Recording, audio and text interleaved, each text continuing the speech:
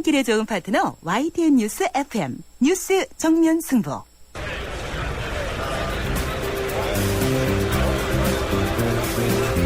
그들의 이야기가 아닌 우리, 진짜 우리들의 이야기를 들어봅니다. 시장에서 만난 오늘의 민심, 시장의 소리.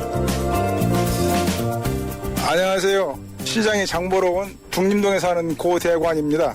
우리나라 원전 제일 오래된 1호기가 고장나기 전에 미리미리 대비하는 게 제일 좋을 거라고 생각해요. 전기가 없으면 안 되잖아요. 꼭 필요한 것이 전기인데 이 전기를 갖다가 이렇게 무관심하게 바라보겠다가 그 관련된 그 부채 근무하는 사람들이 평소에 똑바로 해가지고 이런 추위나 더위에 시민들 불편함 없이 좀 대체 좀 해줬으면 고맙겠고, 자원이 없으니까 꼭 원자력에만 의존할 수밖에 없잖아요, 현재. 그렇지 않으면 풍력이라든가 조력이라든가 그런 걸 써야 되는데 그런 게 미비하니까 당장 급한 것은 원자력인데 좀 더 신경 써가지고 미리미리 대처해 줬으면 고맙겠어요.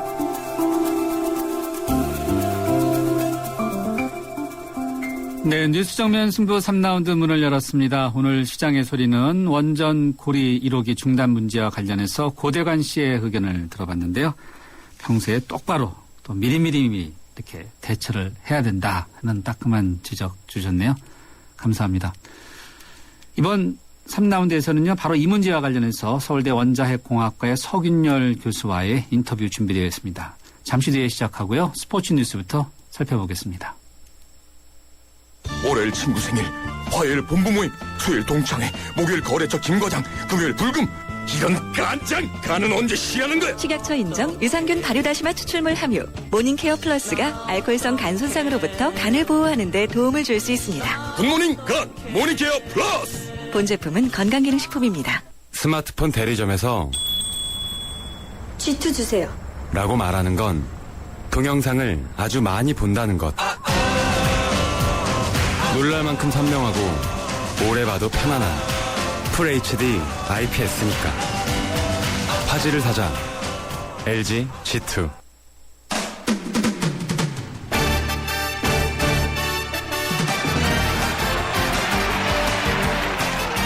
스포츠 소식 알아보겠습니다. 일간 스포츠의 이은경 기자 연결돼 있습니다. 이 기자 안녕하세요. 네, 안녕하세요.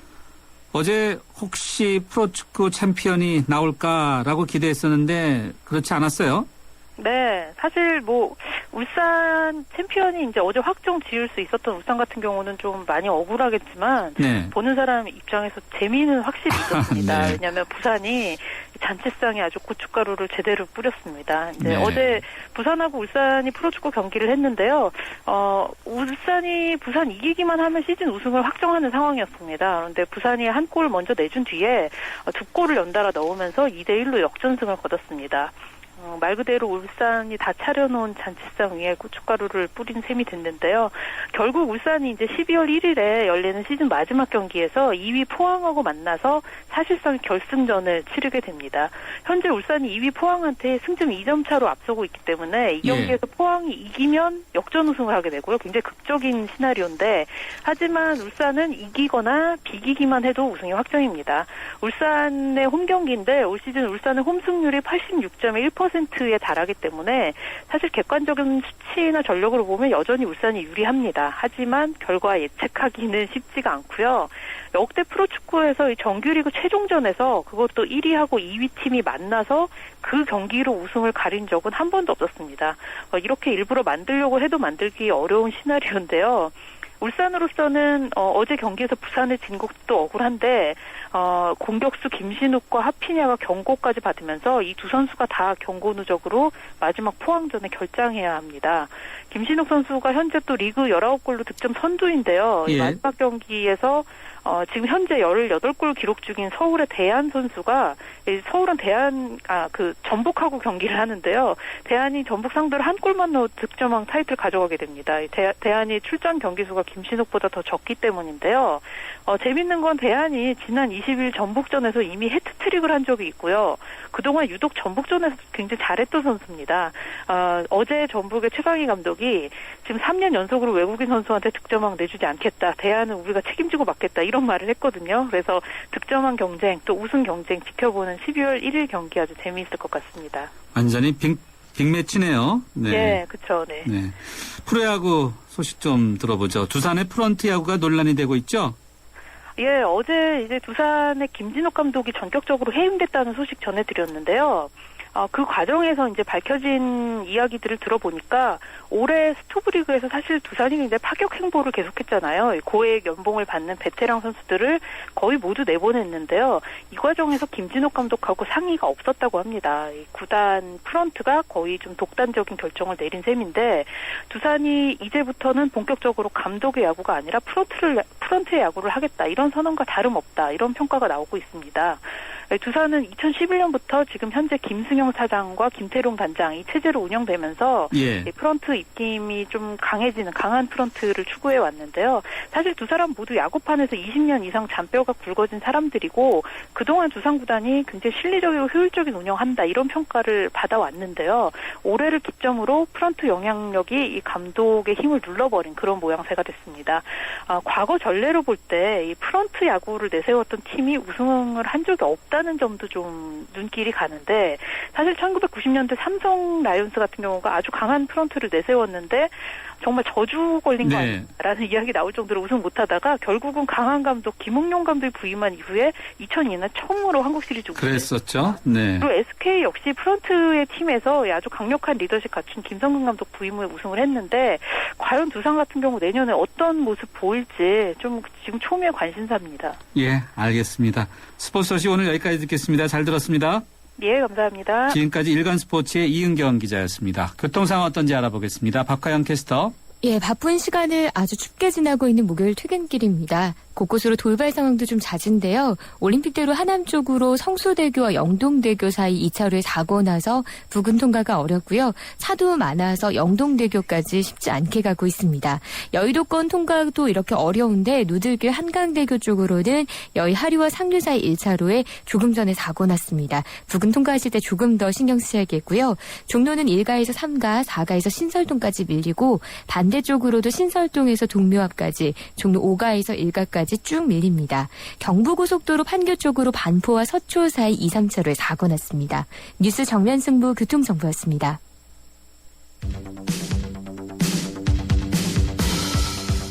퇴근길을 함께하는 냉철하고 따뜻한 뉴스 정면 승부.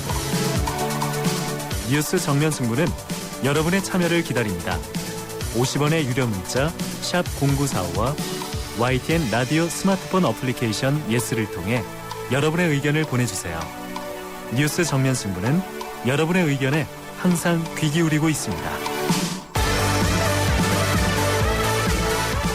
뉴스 정면 승부 3라운드 세 번째 정면 인터뷰 함께 하시겠습니다. 본격적인 한파가 시작됐죠.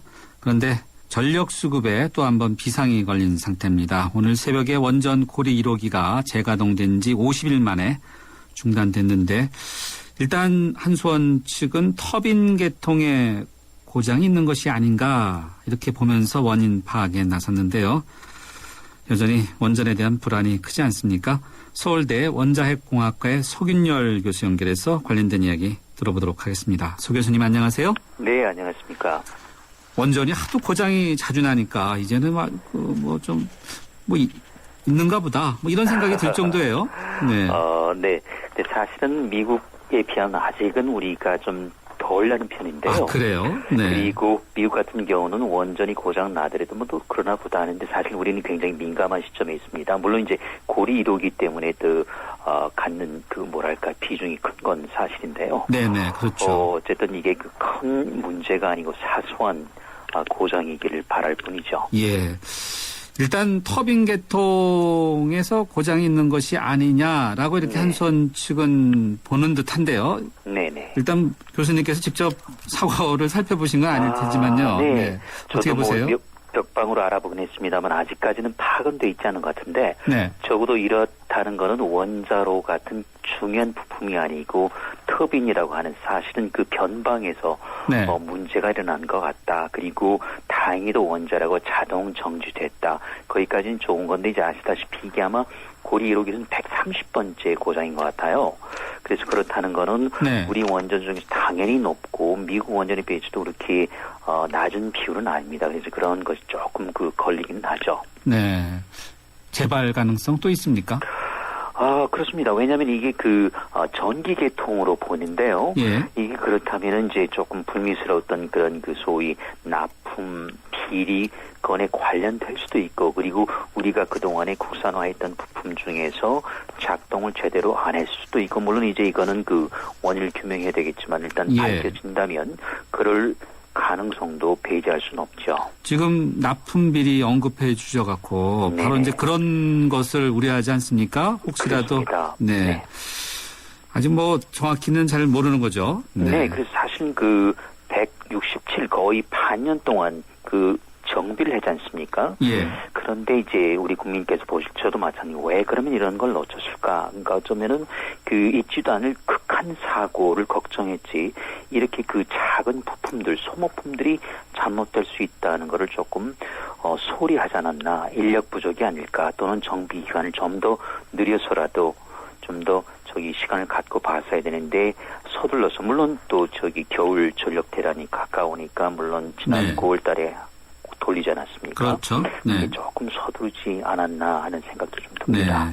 네. 고래 1호기가 130번 고장났었다고 설명을 해주셨는데, 이 30년 설계 수명이 30년 만료됐다가 지난 2007년이었던가요? 그렇습니다. 그 이후에 다시 이제 승인돼서 운영 승인을 받아서 가동되는 거죠? 네, 그렇습니다. 예. 네네. 이런 경우 괜찮습니까?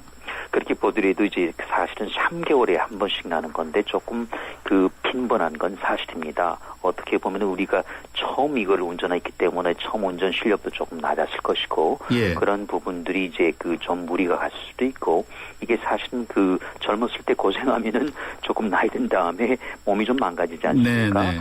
그런 건 아닐까. 그렇다면 정말로 소모품까지도 이제는 면밀하게 봐야 되는데, 이번에 극한 사고 스트레스 테스트라는 게 있습니다. 그래서 그걸 보다가 정작 소모품 관리는 조금 소홀히 하지 않았나, 그런 생각이 듭니다. 예. 고리 1호기만 중단된 게 아니라 현재 우리나라에 원전이 23기 있죠? 그렇습니다. 현재 몇 개가 정지된 상태죠? 지금 고리 1호기가 지금 6기가 서 있는데요. 아시다시피 신고리 1, 2호기, 신월성 1호기는 케이블 문제 때문에, 물론 이제 잘하면은 12월 연말까지는 돌아가겠지만요. 그리고 월성은 이제 운전 연한이 끝나가지고 지금 이제 재가동할지 말지 멈춰 있고, 그리고 한빛 4호기가 지금 보통 하는 예방 정비 때문에 서 있습니다. 그러니까 이제 6기니까 거의 500만 킬로와트니까 상당한 양이 지금 현재 전력망에서 빠져 있는 상태죠. 네, 상당한 양이 이제 전력망에서 빠져 있다. 그렇습니다. 지난 여름에 이른바 블랙아웃이죠. 대정전 이런 거 상당히 걱정 많이 했는데 올 겨울에 혹시 그런 일 없을까요? 글쎄요. 사실은 그때 300만 킬로와트가 부족해가지고 그랬는데 지금 이대로 정상적으로 재가동되지 않고 고리 1호기마저도 오랜 시간 간다면은 이제 벌써 500만 킬로와트가 빠져나가 있지 않습니까?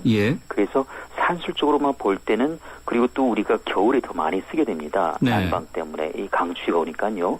그래서 그렇다면은 겨울 전력 대란은 보통 1월 달에 나는데 거의 불보듯 빠는 것이죠.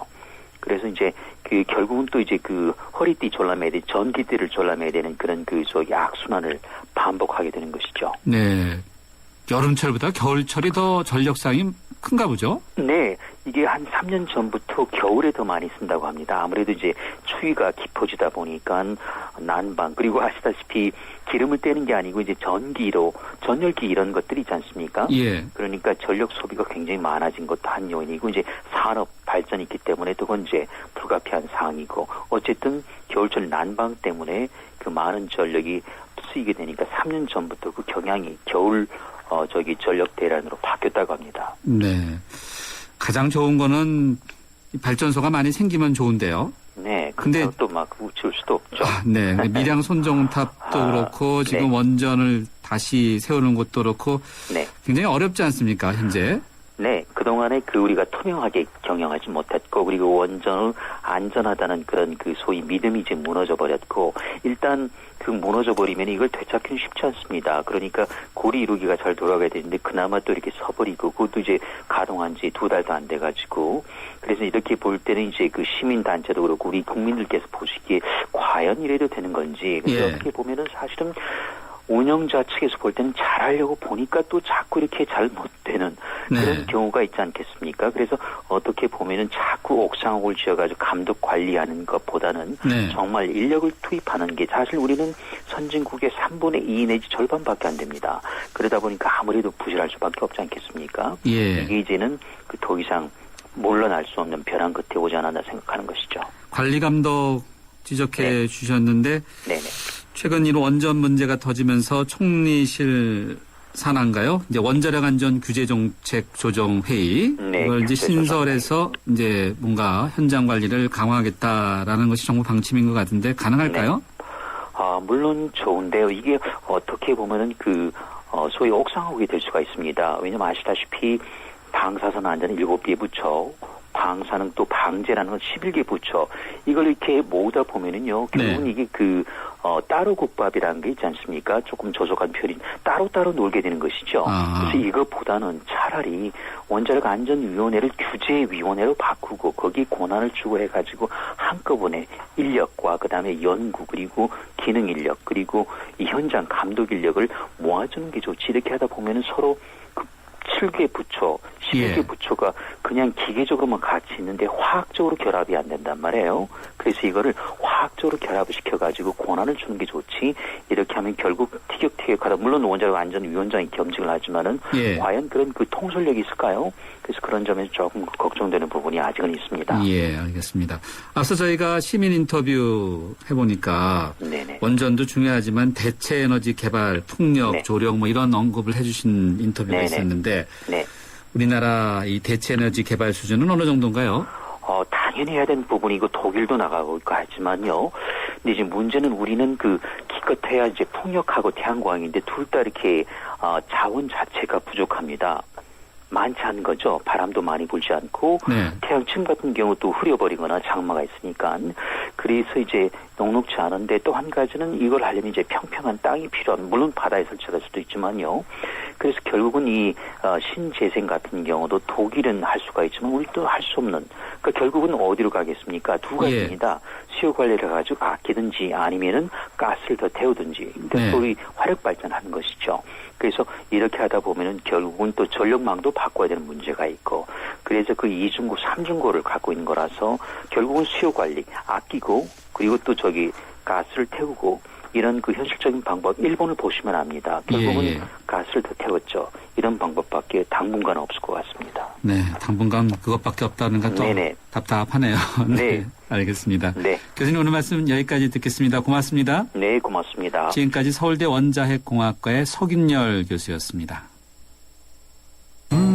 모카골드. 준기야, 다른 건 왜 이 맛이 안 날까? 상현 선배, 손 좀 줘봐요. 원두? 원두 좋아진 거 느껴져요? 더 좋은 원두로 더 맛있어진 모카골드가 시작됩니다. 맛있다. 맛있는 커피의 황금 비율, 맥심 모카골드. 차에 대해 우리가 알고 있던 것들이 송두리째 뒤바뀐다면 세상의 모든 차에는 우리가 알지 못했던 또 하나의 기능이 숨겨져 있었다. 차로 대출을 받는 놀라운 기능. 현대캐피탈 자동차 담보대출.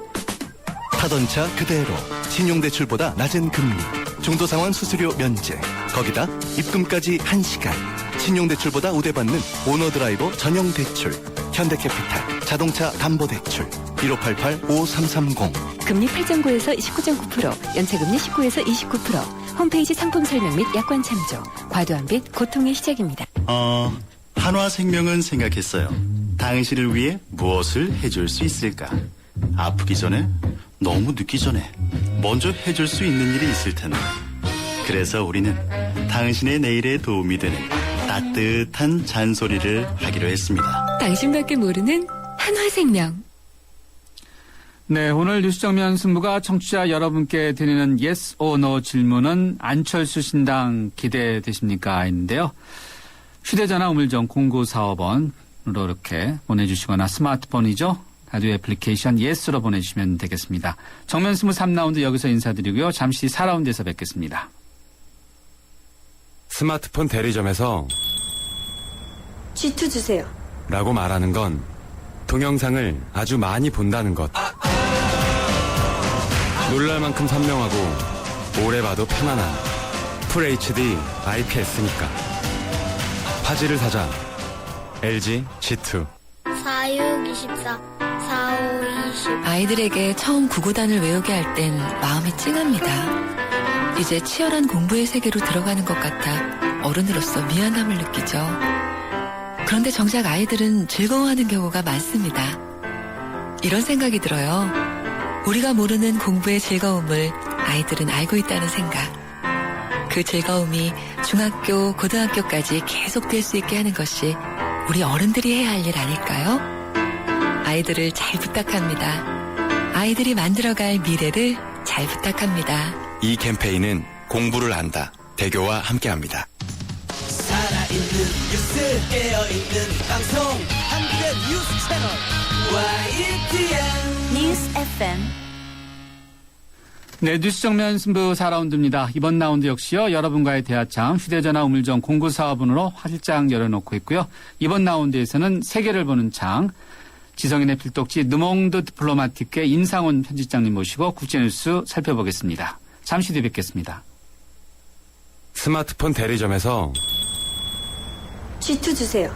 라고 말하는 건 동영상을 아주 많이 본다는 것. 놀랄 만큼 선명하고 오래 봐도 편안한 FHD IPS니까. 화질을 사자. LG G2. 우주에서 가장 아름다운 별, 지구. 하지만 누군가에겐 목마름의 별이며 어둠의 별이기에 우리는 지구의 바다를 인류의 마실물로 바꾸고 지구의 자원을 인류의 빛으로 바꾸고 있습니다. 지구의 가치를 높이는 기술, 두산중공업. 안녕하세요. 국악소녀 송소희입니다. 지금 KT에선 광대역이 빵빵 터지니까 실시간 영상도 끊기지 않고 선명하게 잘 보여요. 나에게 필요한 건 지금 되는 광대역. 나의 광대역 LTE는 KT입니다. 광대역 LTE 올레. 안녕하세요. 차인표입니다. 제게 아이가 없었다면 지금의 금융에 만족했을지 모릅니다. 한 명의 부자보다 100명이 잘 사는 부자 동네를 키우는 금융. 우리 동네에 먼저 투자하는 금융. 앞으로의 금융은 신협이었으면 좋겠습니다. 앞으로의 금융, 신협.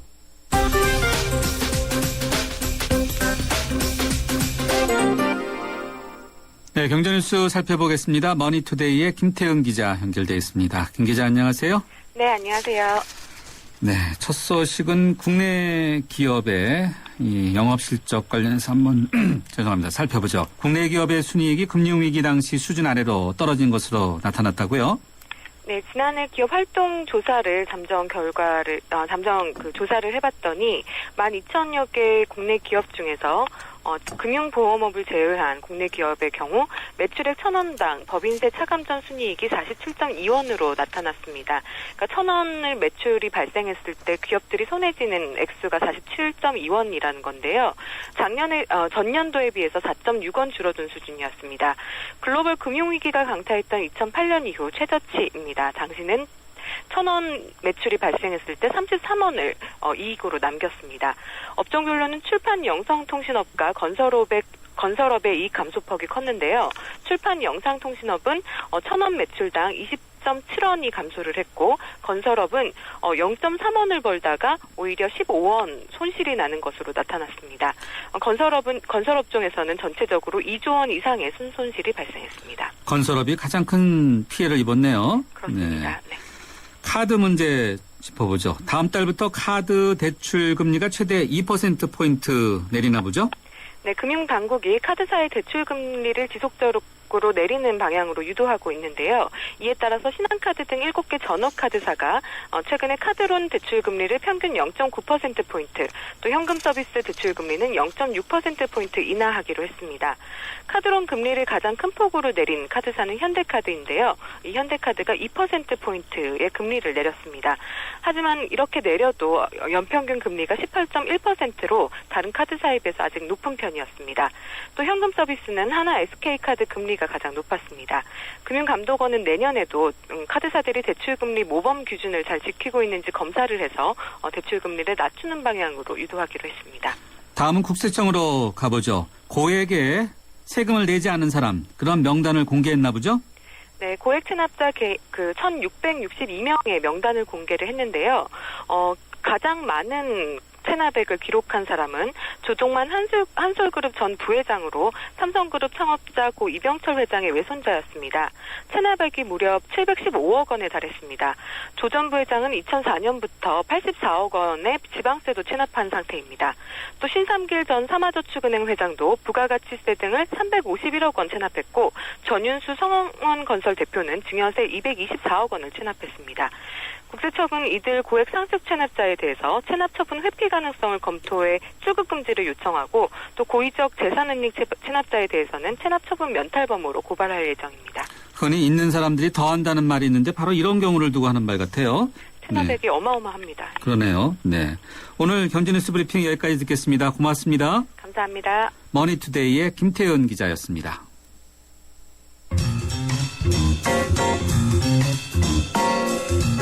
뉴스 정면 승부가 들여다보는 조금 다른 국제 뉴스.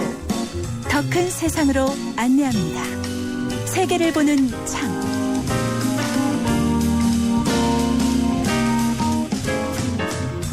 네, 세계를 보는 장 이번 주도 르몽드 디플로마티크의 임상훈 편집장님 모시고 국제 뉴스 살펴보겠습니다. 임 편집장님 안녕하세요. 네, 안녕하십니까. 네, 대한민국 과거 한 20, 30년에 보면 참 시위가 많지 않았습니까? 그랬죠. 네. 이 동남아시아 태국에서 이런 시위가 지금 심한가 보죠? 네, 그렇네요. 그 지난주를 뜨겁게 달궜던 소식인데 탁신 친나왓 전 총리가 사면될 수도 있는 그러니까 그 포괄적인 정치 사면의 법안 이게 이제 통과가 됐습니다. 그 이후에 지금 잉락 친나왓 현 총리를 반대하는 그 반정부 시위가 좀 격해지고 있죠. 그래가지고 지금 정부 청사도 점거하는 사태까지 일어났는데 현재 그 내무부 청사까지 점거를 하면서 시위를 주도하고 있는데 그 수텝 사웅수반 전 부총리가 지금 주도를 하고 있죠. 시위대를. 그래서 이제 내무부 청사를 이 시위의 본부로 사용하고 있는 것 같습니다.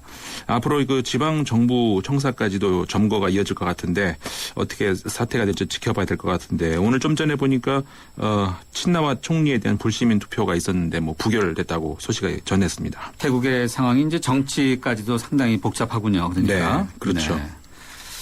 아무쪼록 이렇게 빨리 좀 이 시위 사태가 안정돼야 되지 않을까 그런 생각이 드네요. 네. 이번에는 유럽을 한번 가볼까요? 우리 임상원 편집장님이 아주 잘 아는 나라죠. 프랑스부터 가볼까요? 네. 프랑스에서 성구매자를 처벌하겠다는 법안을 놓고 네, 아주 찬반 논쟁이 가열되고 있나 보죠? 네, 그렇습니다. 아주 프랑스가 이 문제로 지금 뜨거운데요. 뭐 흔히 그 프랑스가 성매매가 허용되는 나라다 이렇게 잘못 전해져 있기도 한데 잘못 전해진 건가요? 그렇습니다. 현재 원칙적으로 불법입니다. 프랑스에서도. 근데 이제 그 현재 이 법안이 니콜라 사르코지 전 대통령이 내무부 장관일 때 그때 만든 법안이거든요. 근데 이번에 새로 만들어지려고 하는 그 법이 그 다른 점이 뭐냐면요. 네. 이번에는 매매자를 처벌하는 것이 아니라 아까 말씀하신 것처럼 구매자를 처벌한다는 거죠. 우리나라도 그렇지 않습니까? 예. 근데 이제 이게 문제가 되는 이유가 매매자를 놔두고 구매자를 처벌한다는 게 그러니까 예를 들어서 뭐 마약 거래는 놔두고 복용자를 처벌하는 거하고 뭐가 다르냐 뭐 이런 그리고 지금 성매매자들의 경우에는 개인 소득세까지 내고 있거든요. 그러면은 뭐 이건 합법이라는 얘기인지 불법이라는 얘기인지 좀 애매한 그런 점이 있습니다. 거기다가 이제 국가가 개인의 자유를 제한하는 것 아니냐 뭐 프랑스 특유의 그런 거. 그다음에 또 그 지금까지 법으로 성매매를 막은 사례가 인류 역사에서 없는데 오히려 이게 그 범죄 조직을 더 키우는 것 아니냐 이런 논란 이런 것들이 지금 그 프랑스를 크게 달구고 있습니다. 프랑스다운 논쟁인가 보네요. 그렇죠. 예. 우리나라가 지금 그 중국과 일본에 끼어서 여러 가지 이제 영토 분쟁 또 이 방공 분쟁이라고 해야 될까요? 네네. 분쟁이라고는 지적은 안 할 수도 있겠지만요. 아직까지는 괜찮습니다만. 그렇죠? 네. 유럽에서도 영토 분쟁이 있나 보죠? 네, 그러네요. 그 영국하고 프랑스가 지금 수백 년 묵은 그 논쟁인데 지브롤터 반도의 영유권 분쟁 이거 계속 좀 이어가고 있습니다.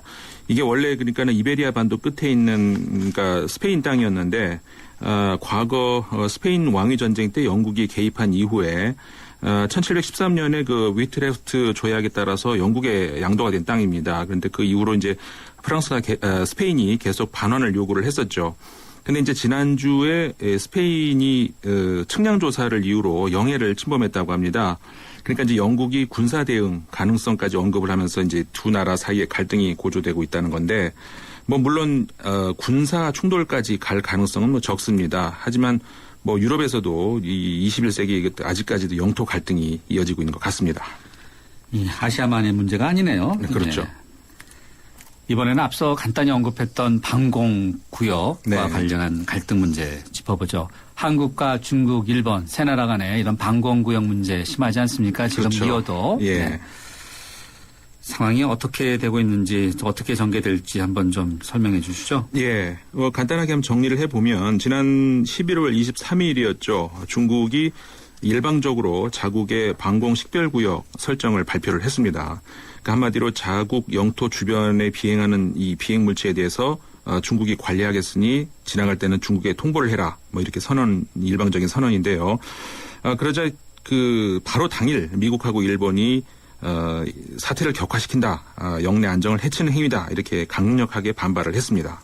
갑자기 일방적으로 방공 식별구역을 거서 그렇죠. 네. 거서 그렇죠. 그렇죠. 네.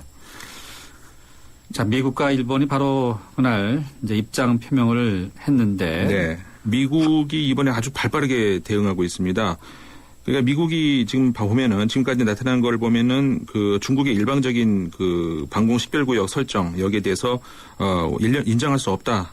이렇게 이제 지금 반응을 하고 있고요. 그래서 이제 바로 뒤이어서 바로 그랬죠. 물론 비무장이긴 하지만 B-52 폭격기 2대를 중국이 설정한 방공 식별구역으로 비행을 시키기도 했죠. 그렇죠. 네. 그래서 이제 중국을 이제 자극을 했는데 그 뒤이어서도 또 최근에 부임됐죠. 주일 일본 대사로 부임한 케네디 대사. 역시 또 똑같은 논리로 중국을 비판을 했습니다. 주일 대사 입장으로요. 상황을 더 악화시키고 있다. 이제 그렇게 비판을 한 건데, 지금 양국 간에 그래서 갈등이 지금 커질 가능성이 있는데, 조만간 다음 주에 조 바이든 부통령이 한중일 3국을 방문을 한다고 하니까, 조 바이든 부통령이 워낙 이 중재를 잘하는 정치인으로 알려져 있죠. 한번 기대를 해봐야 될 것 같습니다. 한국과 일본의 관계는 아주 안 좋고 역대 최악인데 그나마 한국과 중국의 관계가 비교적 괜찮지 않았습니까? 지금까지 그랬죠. 네, 박근혜 정권 들어선 다음에도요. 그런데 이제 이 바로 방공구역에 대한 문제, 조정이라고 할까요? 식별구역 문제로 인해서 한국과 중국 간의 관계도 찬바람이 몰아친다 그러면은 우리나라 입장이 상당히 난처할 것 같아요. 네, 그렇죠. 네. 이호도 문제 그렇지 않겠습니까? 네, 그렇습니다. 이제 갑자기 이호도 문제가 이제 불거지게 된 것이 그때 전까지는 그냥 방공 식별구역이 우리나라랑은 조금만 겹치는 정도다. 그래서 우리는 아주 큰 걱정은 안 했었죠. 반면에 국제사회에서는 지금 일본하고 중국하고 상당 부분이 지금 방공 식별구역이 겹치기 때문에 동북아시아에서 큰 일이 나는 것 아니냐. 국제사회에서 문제가 이제 좀 불거지고 있었는데 우리나라는 상대적으로 거기서 조금 벗어나 있는 듯 했는데 이 이호도 문제가 갑자기 이제 불거지게 된 거죠. 그동안 보면은 우리 정부가 바로 이제 이호도 상공이겠죠? 네네. 상공은 이제 방공 식별 구역에 넣어서 지키는 문제. 네네. 우리가 상당히 좀 소홀히 하지 않았나 이런 지적들이 많아요. 일본은 이미 방공 식별 구역에 이호도 상공을 넣었었죠. 그렇죠. 이제 그 문제가 독도와의 결부되는 문제. 그러니까 독도는 일본이 방공 식별구역에 넣지 않았기 때문에 우리가 만약에 이걸 이호도를 집어넣으면 또 일본이 독도를 넣을 거 아니냐 이런 이제 걱정이 있었기도 하고 그런데 그러니까 지금 우리나라 정부는 여태까지 뭐 했나 이런 질타가 쏟아지고 있는 것 같습니다. 그래서 이제 새삼스럽게 이제 이호도에 대한 국민적 관심도 높아지고 있는데 근데 어떤 의미에서는 좀 감정적인 대응보다는 좀 이 기회에 차분히 이호도에 대한 관심을 가져보는 것도 또 좋을 것 같습니다. 이호도는 섬은 아니지 않습니까? 수중 암초 아니겠어요? 그렇죠. 제주도 주민들에겐 특별한 섬이죠? 그렇습니다. 이게 제주도 주민들에게 환상의 섬, 신비의 섬, 어떤 유토피아, 전설 속의 섬 이렇게 회자되던 그런 곳이죠. 문학에도 자주 등장했었어요. 네, 그렇습니다. 우리나라 이청준 선생 소설이라든가 그 많은 그 시인 문충성 시인이라든가 이 작품 문학 작품에도 나오고 그다음에 그 제주도 해녀들의 노래도 많이 등장을 하고요. 그런 그 어떻게 보면 제주도민들에게 이상향이었는데 그러니까 사람들이 한번 이어도를 가면은 그곳이 너무 좋아서 다시는 돌아오지 않는다는 그런 전설의 섬이죠. 그리고 어쩌다가 운이 좋으면 한번 볼 수 있고 평소에는 보이지 않는다. 뭐 그런 신비의 섬이었습니다. 제주도가 고향인 시인 문충선 시인의 시구절에 이런 것이 나오죠. 이어도 사나 별빛 박혀 네. 노저어 가자. 네. 별빛 속으로 배저어 가자. 뭐 이런 식으로 정말 제주도 주민들에게는 예로부터 환상의 섬, 그렇죠. 신비의 섬, 전설의 섬으로 이렇게 회자되던 곳이죠. 네. 물론 그 사람이 살 수 있는 섬은 아니죠. 수중암초고. 그렇습니다. 네. 이게 수중암초입니다. 정확하게 얘기해서 이게 국제사회에 알려진 게 1900년에 영국 상선에 의해서 알려진 건데 그러니까 엄밀히 말하면 정상부가 수면 아래에 그 4.6m 아래에 있거든요. 수중암초입니다. 그래서 이게 그 과거에 이제 전설로 남았던 이유가 그러니까 이게 아마 난파가 많이 됐던 것 같습니다. 부딪혀서. 그리고 또 파도가 있으면 살짝 보였다 안 보였다 하니까는 또 운이 좀 어쩌다 보인다 이런 전설이 나왔던 것이 이제 바로 그런 이유였던 것 같은데 그러니까 이제 이게 과연 그 우리 영토라고 봐야 되느냐 이런 문제와 이제 결부가 될 수 있는데 그러니까 이게 이 인문학적으로 지역에 관한 귀속 관계 이런 걸 좀 보자면은 외교적인 방식처럼 일방적인 선 긋기 이런 식이 아니고 이게 전 그 민중들의 삶 속에 이제 촉촉하게 녹아 있는 문화적 산물인 거고 그런 의미에서 이어도가 이제 우리의 문화 유산이다 이렇게 볼 수가 있다는 거죠. 영토는 아니지만요. 그런 이런 그 문화 유산의 상공을 이제 중국, 일본 이런 나라들이 이제 자기들의 허락을 받고 들어가라 하니까 뭐 특히 제주민들 입장에서는 땅을 칠 노릇이 되겠죠. 문화 유산이다 이런 시각은 좀 특이한 것 같아요. 네. 이어도는 최근에 경제적 가치로 봐도 역시 중요한 국가 자산이죠? 네, 그렇습니다. 여기서 좀 분명히 구별해야 될 게 있는데 방공 식별 구역이라는 것이 그냥 말이 좀 딱딱하고 군사적인 개념 냄새가 나서 그렇지 사실 국제사회에서 구속력이 별로 없는 개념입니다. 그냥 일방적으로 한 나라가 정해서 그냥 운용하는 건데 그러니까 중국도 그랬고 일본도 그랬었죠. 근데 반면에 이 경제적 가치로 따져서 더 비중이 큰 배타적 경제 수역 이거는 그 영공이 아니라 해상에서의 문제인데요. 외국의 배가 그 안에 들어가서 경제 활동을 할 수 없는 영역인데 우리나라 이어도는 분명히 우리나라의 배타적 경제 수역 안에 있는 섬입니다. 배타적 경제 수역 안에 있는 거죠, 이어도가. 그렇습니다. 네. 우리가 실효적으로 지배하고 있는 거잖아요, 이어도가. 그렇죠. 예, 실효적 지배를 하고 있는 곳입니다. 이제 실효적으로 지배를 하고 있는데 해양 기지도 있고 네. 있지만은 바로 이어도를 포함한 상공 문제와 지금 이제 중국이 또 가져가려고 그러고 그렇죠. 일본은 이미 방공 식별 구역으로 자기네 것이라고 하고 있고요. 예. 우리는 그동안 전혀 이 문제에 대해서 신경을 안 써왔던 거죠. 신경을 못 썼던 건 물론 신경을 안 썼다고는 할 수 없을 것 같습니다. 이번에 그 외무부 대변인 말에서도 이제 뭐 영토가 아니다 이런 말을 해가지고 저 비난 여론이 굉장히 큰 것 같은데 엄밀히 말하면 영토가 아닌 건 맞죠. 영토가 아닌 건 맞는데 이제 그 수면 위로 올라오지 않기 때문에 근데 이제 아까 말씀드렸던 것처럼 배타적 경제 수역 안에 들어가기 때문에 이제 우리의 경제 터전이라는 거고 사실 중국이 진짜 노리는 것도 이 부분이 아닐까 싶습니다. 그래서 이제 경제적 가치로서 이 부분을 노리는 건데 뭐 말씀하셨지만 그 우리나라 과학기지도 좀 설치돼 있고요. 우리가 그렇죠. 예, 네. 실효적인 지배를 하고 있는 우리 영역이니까 이 점을 지켜내면 되는 거죠. 네. 우리나라 외무부 대변인 이어도는 우리 영토가 아니다 이런 말을 했었나요? 네, 그렇게 말을 했었죠. 이제 그것 때문에 이제 왜 이런 말을 했을까요? 이게 그러니까 아까 말씀드린 것처럼요. 이게 영토라는 원래 그 정의에는 안 들어가는 거죠. 왜냐하면 이게 수중암초에서 그렇죠. 아, 수면 그런가요? 아래에 네. 있기 때문에 영토라고 하는 것은 그러니까는 그 밀물이 들어왔을 때 수면 위로 올라와야 영토라고 하는 거거든요. 그렇기 때문에 이제 거기에는 적용이 안 되는 거죠. 그렇지만 분명 영토는 아니지만 우리의 이제 배타적 경제 수역 안에는 들어있다. 이제 이 점을 분명히 해야 될 것 같습니다. 외무 대변인의 이런 설명이 좀 오해를 살 수 있는 충분한 소지는 있어 보여요. 네, 그렇죠. 이 언어가 참 이렇게 조심해야 되는 건데 이게 마치 우리나라 외무부가 주권을 포기한 것처럼 이렇게 돼버렸는데 그게 아니고요. 그 중국도 마찬가지인데 최근에 그 중국 네티즌들 상대로 여론조사가 있었는데 이렇게 이제 물어봤거든요.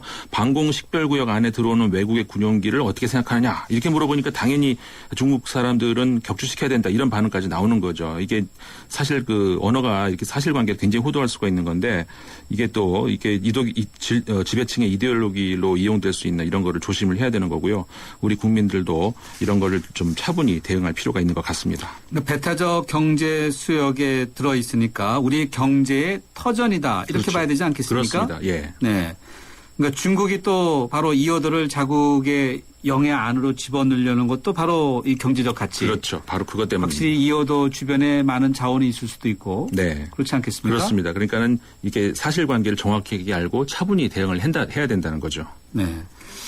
참 앞서 설명해 준 대로 이 대변인 국가의 입 아니겠습니까? 그렇죠. 그때 물론 그거를 옮기는 건 이제 언론이 옮기지만은 네. 어떻게 옮길 수도 있으니까 말을 상당히 좀 조심스럽게 해야 될 것 같아요. 그럴 필요는 있었는데. 네, 외교적인 언어라는 것도 있는데 외무부 대변인이 왜 이렇게 말을 했을까? 좀 오해의 소지가 있는 그런 발언이었습니다. 예, 알겠습니다. 오늘 방공식별구역 문제 아주 자세히 짚어봤습니다. 편집장 오늘 말씀 여기까지 듣도록 하겠습니다. 고맙습니다. 네, 고맙습니다. 네, 지금까지 르몽드 디플로마티크의 임상원 편집장이었습니다. 나 강동원 언제 어디서나 아메리카노를 마신다. 루카를 마신다.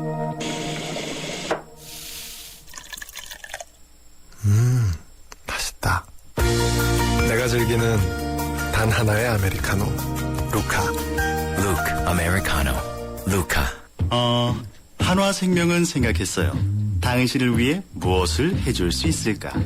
아프기 전에, 너무 늦기 전에 먼저 해줄 수 있는 일이 있을 텐데. 그래서 우리는 당신의 내일에 도움이 되는 따뜻한 잔소리를 하기로 했습니다. 당신밖에 모르는 한화생명. 그들의 노트는 이미 그 자체로 훌륭하다. 그래서 우린 당신만의 은밀한 노트를 만들었다. 노트에 지문인식을 더한 베가 시크릿 노트. 훌륭한 것에 머물지 않는 것. 이것이 우리의 소명. 한 발 더 간다. 고로 존재한다. 베가. 그렇게 빨라서 뭐하냐고?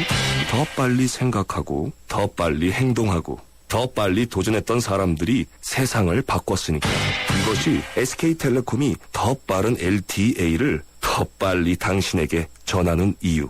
넓고 빠른 LTE. LTA는 SK텔레콤. 스마트폰 대리점에서 지트 주세요. 라고 말하는 것, 카메라를 볼 줄 안다는 것. 손이 떨려도 빛이 어두워도 뚜렷하게 찍히는 OIS 카메라니까. 카메라를 사자. LG G2. 네, 오늘 뉴스정면 승부가 청취자 여러분께 드린 Yes or No 질문은 안철수 신당 기대되십니까? 였는데요. 많은 분들이 의견 보내주셨는데 저희 정면 승부에 보내주신 의견 문자 만을 갖고 저희가 본 결과는 6대4로요. No, 아직까진 기대하기 이르다라고 의견 주신 분들이 좀 더 많았습니다. 당첨자 한 분 뽑았습니다. 4679님입니다. 휴대전화 끝자리고요. 제작진이 따로 연락드리겠습니다. 오늘 여기까지 하겠습니다. 내일 뵙겠습니다.